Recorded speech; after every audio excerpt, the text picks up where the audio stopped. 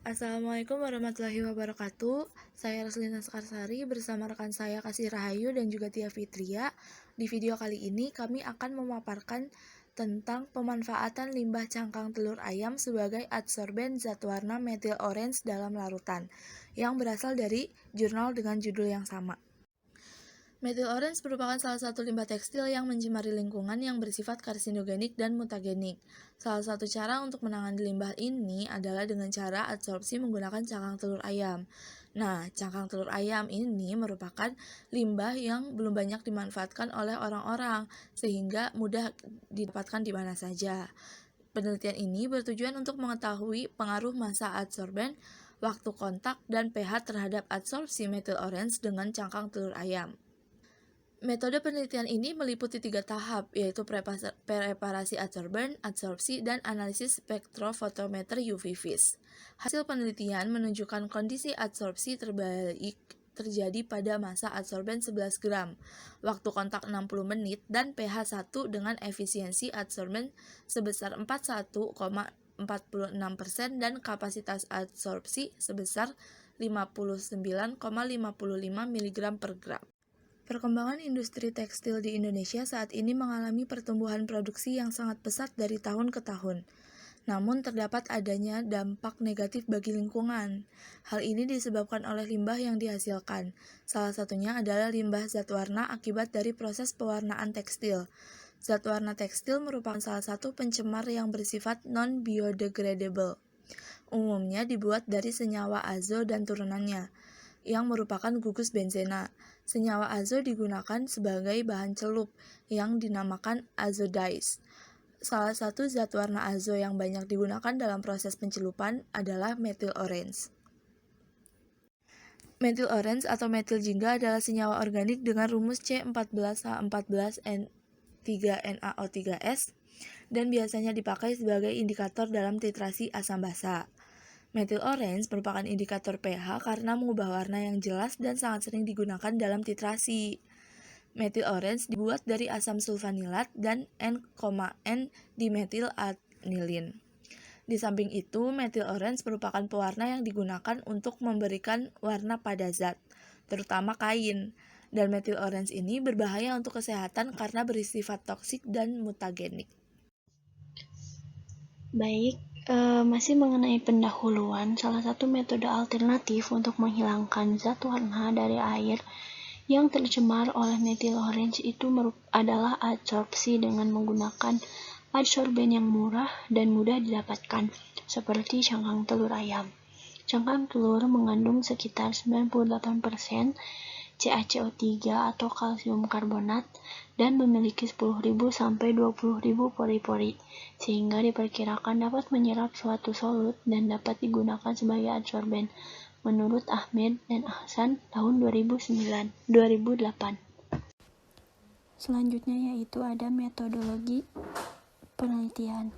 Di sini ada alat yang digunakan yaitu ayakan 100 mesh, cawan porselen, magnetic stirrer, neraca analitik, oven, peralatan gelas, dan spektrofotometri UV visible.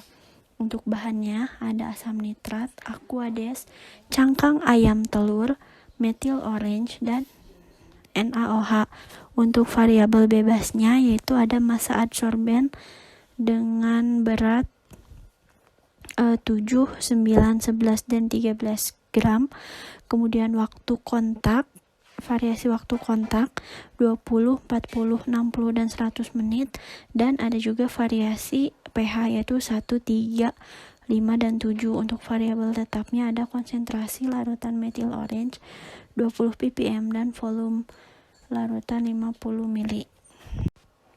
Selanjutnya itu ada cara kerja.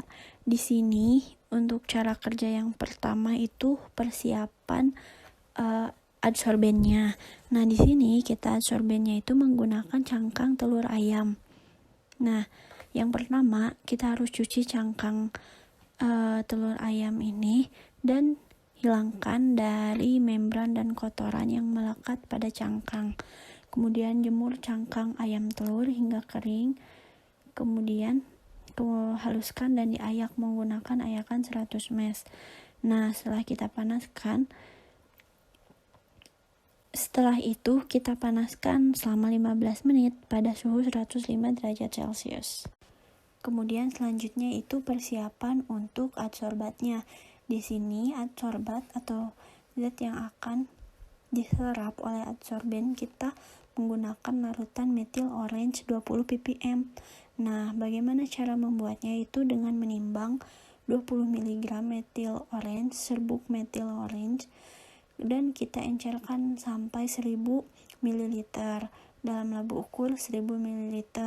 Nah, untuk proses adsorpsinya sendiri itu optimasi massa adsorben dilakukan dengan menambahkan adsorben atau cangkang telur ayam yang sudah kita ayak dan kita oven ke dalam 50 ml larutan metil orange dengan konsentrasi 20 ppm tanpa pengaturan pH. Optimasi waktu adsorpsi itu ditentukan pada kondisi massa terbaik, sedangkan optimasi pH dilakukan pada kondisi massa dan waktu terbaik. Daya adsorpsi ini ditentukan dengan membandingkan konsentrasi pewarna sebelum dan sesudah adsorpsi. Konsentrasi pewarna ini ditentukan menggunakan spektrofotometri UV visible pada panjang gelombang 464,5 nanometer. Baik, selanjutnya yaitu hasil dan pembahasan. Yang pertama, kita membahas pengaruh massa adsorben.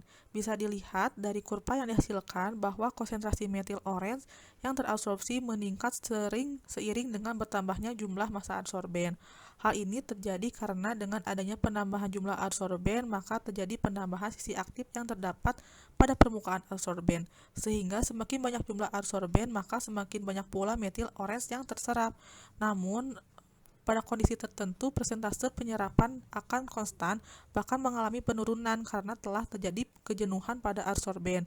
Bisa dilihat pada massa adsorben 7 gram sampai 11 gram yang terus mengalami peningkatan kadar metil orange yang terserap di dalam serbuk cangkang telur ayam.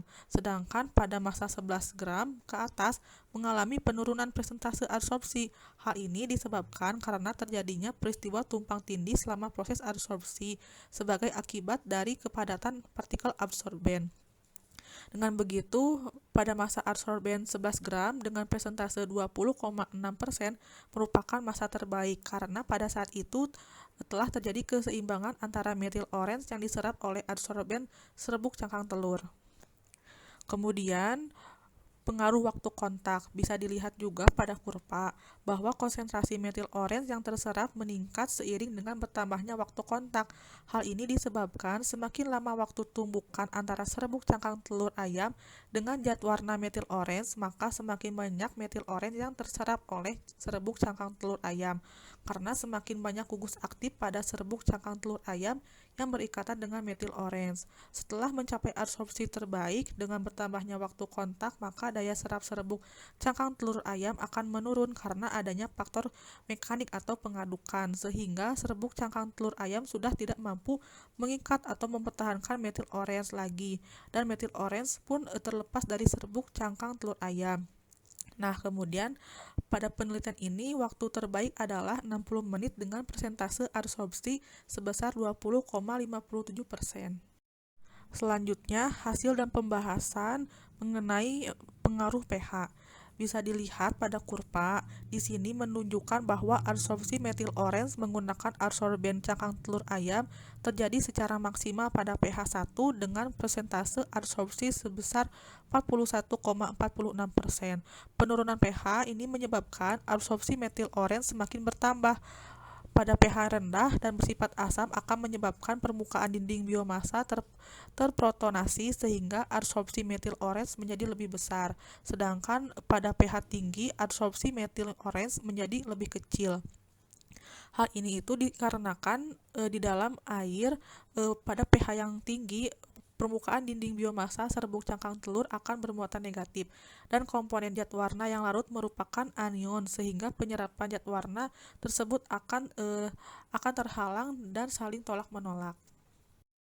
Maka berdasarkan penelitian yang telah dilakukan dapat disimpulkan bahwa massa adsorben, waktu kontak, dan pH sangat berpengaruh terhadap absorpsi zat warna metil orange menggunakan adsorben serbuk cangkang telur ayam. Kondisi terbaik absorpsi terjadi pada massa adsorben 11 gram untuk kontak 60 menit dan pH 1 dengan persentase absorpsi sebesar 41,46%. Nah, mungkin sekian presentasi yang dapat kami paparkan. Mohon maaf atas segala kekurangannya. Wassalamualaikum warahmatullahi wabarakatuh.